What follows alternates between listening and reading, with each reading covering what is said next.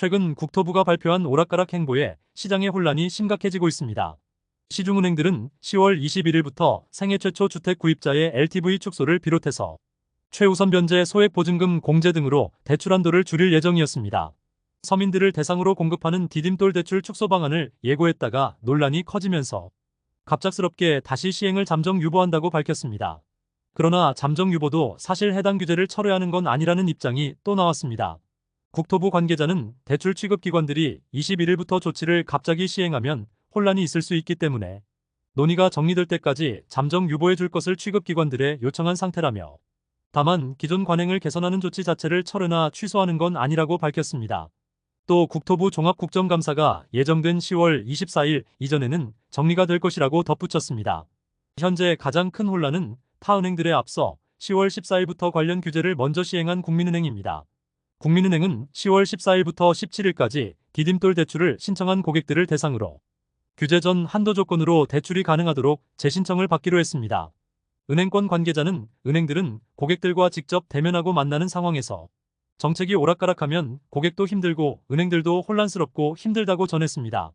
또 다른 관계자도 디딤돌 대출은 서민과 실수요자를 위한 정책성 상품이며 너무 조속하게 이런 결정들이 이뤄진 것 같다면서 고객들뿐만 아니라 민원을 대응해야 하는 창구 직원들도 혼란을 겪고 있다고 했습니다.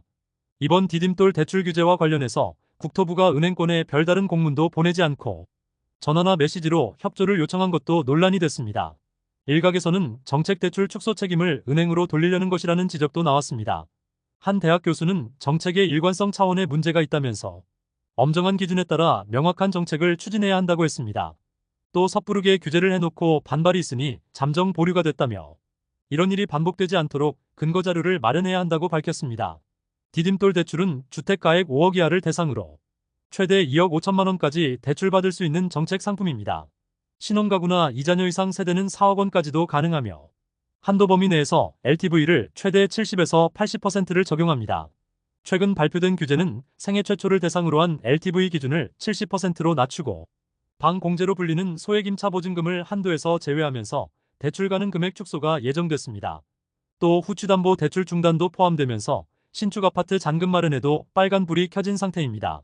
국토부가 뒤늦게 해당 내용을 잠정 유예하겠다고 밝혔으나 다시 한번 전면 취소는 아니고 다시 결정하겠다고 하면서 상당 기간 디딤돌 대출 관련 실수요자 등의 혼란이 계속될 전망입니다. 지금까지 잼스톤TV였습니다. 오늘 영상 도움되셨으면 구독과 좋아요 부탁드립니다. 시청해주셔서 감사합니다.